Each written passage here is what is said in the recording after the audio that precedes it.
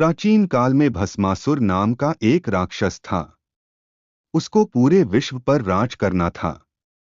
अपनी यह मनोकामना पूर्ण होने हेतु उसने भगवान शिवजी की कठोर तपस्या की।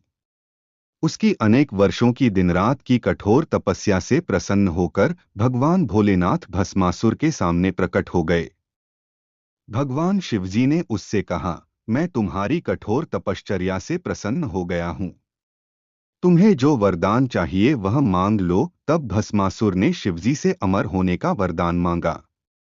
अमर होने का वरदान देना यह सृष्टि के नियमों के विरुद्ध होने के कारण शंकर भगवान ने उसकी यह मांग नकार दी। तब भस्मासुर ने शिवजी से एक ऐसा वरदान मांगा जो अत्यंत घातक था। भस्मासुर ने भगवान शिवजी से कहा, हे भगवान, आप मुझे कृपया यह वरदान दे कि मैं जिसके भी सिर पर हाथ रखूं वह तुरंत भस्म हो जाए। भगवान शिवजी तो भोलेनाथ हैं। उन्होंने भस्मासुर के इस वरदान के परिणाम का विचार नहीं किया तथा उस राक्षस को तथास्तु कहकर वरदान दे दिया। जैसे ही भस्मासुर को यह वरदान मिला, उसने शिवजी से कहा कि इस वरदान की सत्यता जानने के लिए मैं इसका प्रयोग सबसे पहले आप पर ही करूंगा, और वह भगवान शिवजी को ही भस्म करने के लिए उनके पीछे दौड़ पड़ा। अब भगवान शिवजी को इस घातक वरदान के परिणाम का भान हुआ, परंतु वह तो वरदान दे चुके थे, इसलिए उसे वापस भी नहीं ले सकते थे। भगवान शिवजी जानते थे कि भगवान विष्णु जी ही इस समस्या को हल कर सकते हैं। भगवान शिवजी भगवान विष्णु जी से मिलने वैकुंठ पहुंचे।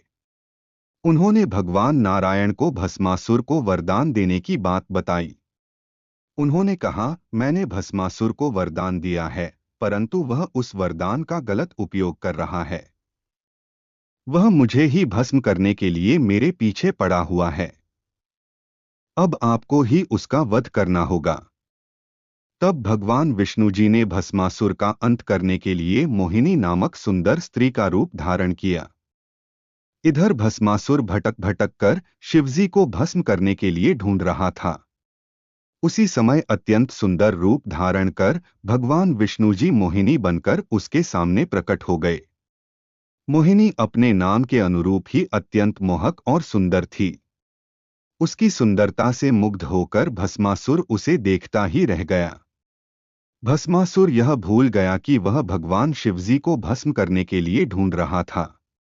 मोहिनी के रूप से मंत्रमुग्ध हुए भस्मासुर ने उसके समक्ष विवाह का प्रस्ताव रख दिया। मोहिनी ने भस्मासुर की ओर हंस कर देखा और उससे कहा कि वह सिर्फ उसी युवक से विवाह करेगी जो उसके समान ही नृत्य में प्रवीण हो। अब भस्मासुर को तो नृत्य आता नहीं था।